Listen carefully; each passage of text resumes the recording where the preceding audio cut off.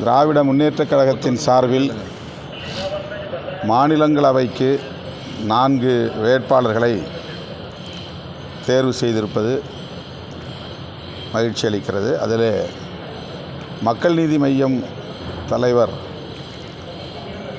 உலகநாயகன் கமல்ஹாசன் அவர்களுக்கு இந்த வாய்ப்பை வழங்கியிருப்பது மகிழ்ச்சி அளிக்கிறது. அவருக்கும் திராவிட முன்னேற்றக் கழகத்தின் சார்பில் வேட்பாளர்களாக அறிவிக்கப்பட்டுள்ள வழக்குரைஞர் தற்போதைய மாநிலங்களவை உறுப்பினர் பி. வில்சன் அவர்களுக்கும், அதேபோல் சேலம் மாவட்டத்தைச் சார்ந்த எஸ்.ஆர். சிவலிங்கம் அவர்களுக்கும், கவிஞர் சல்மா அவர்களுக்கும் விடுதலை சிறுத்தைகள் கட்சியின் சார்பில் எமது வாழ்த்துக்களை தெரிவித்துக் கொள்கிறோம்.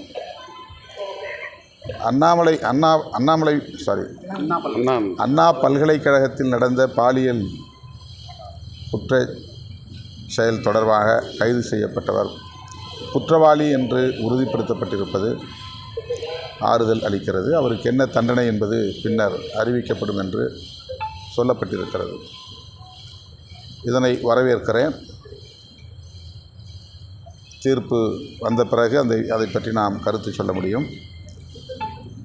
ஆனால் எதிர்க்கட்சிகள் இந்த தீர்ப்பிலும் ஆளுங்கட்சிக்கு எதிரான கருத்துக்களை சொல்வது மிகவும் வியப்பாக உள்ளது. இதில் நீதிமன்ற நடவடிக்கைகளில் ஆளும் கட்சி தலையிட முடியுமா என்ற கேள்வி இந்திய அளவில் பல வழக்குகளில் இதுபோன்ற விமர்சனங்கள் எழுந்துள்ளன. இந்திய ஒன்றிய அரசு நீதிமன்ற நடவடிக்கைகளில் தலையிடுகின்றன என்கிற விமர்சனங்கள் உண்டு. ஆனால் இந்த வழக்கில் தமிழ்நாடு அரசு அல்லது திமுக அரசு தலையிட்டு இருக்கிறது என்ற விமர்சனத்தை ஏற்க இயலவில்லை. மிக நேர்மையாக இந்த விசாரணை நடந்திருக்கிறது என்று நான் நம்புகிறேன். தீர்ப்பு வரும்போது நமக்கு அதில் உண்மை புலப்படும். அப்படிங்கிறது இன்னும் தெரியல. அது மாதிரி இந்த தீர்ப்பு எப்படி ஏற்றுக்க முடியும்னு அது புலனாய்வில் தெரிய வேண்டிய விஷயம். நீதிமன்றத்தில் எது ஆதாரமாக காட்டப்படுகிறதோ, எது சாட்சியங்களாக எவை சாட்சியங்களாக முன்னிறுத்தப்படுகின்றனவோ அவற்றை வைத்து தீர்ப்பு வழங்கப்படும். குற்றவாளிகள் யார் யாரை சேர்ப்பது என்பதெல்லாம் புலனாய்வு தொடர்பான விவரங்கள். அதில் நீதிபதிக்கு எந்த ரோலும் கிடையாது.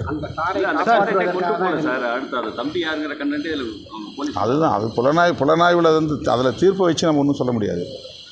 புலனாய்வில் இருக்கிற குற்றச்சாட்டுனா நீங்கள் அதை வழக்க போடுங்க, தனியாக கூட வழக்கு போடலாம். இந்த தீர்ப்பில் இந்த வழக்கில் உண்மையான குற்றவாளிகள் இணைக்கப்படலை, இந்த புலன் விசாரணை வேறு புலன் விசாரணை வேண்டும், ஒரு ஸ்பெஷல் இன்வெஸ்டிகேஷன் டீம் வேணும், அல்லது சிபிஐ விசாரணை வேணும், இந்த புலன் விசாரணையில் எங்களுக்கு நம்பிக்கை இல்லை, இந்த தீர்ப்பிலும் நம்பிக்கை இல்லை அப்படின்னு போகலாம். இப்போ தீர்ப்பு வழங்கப்பட்ட பிறகு நீங்கள் மேல்முறையீட்டுக்கு தான் போக முடியும். அந்த புலன் விசாரணையை எதிர்த்து போக முடியுமான்னு எனக்கு தெரியல. தமிழ் மொழியிலிருந்து தான் கன்னட மொழி பிறந்ததுன்னு சொல்லி நடிகர் கமல் சொல்லியிருக்காரு. தற்போது பல்வேறு சர்ச்சைகள் எழுப்பியிருக்கு.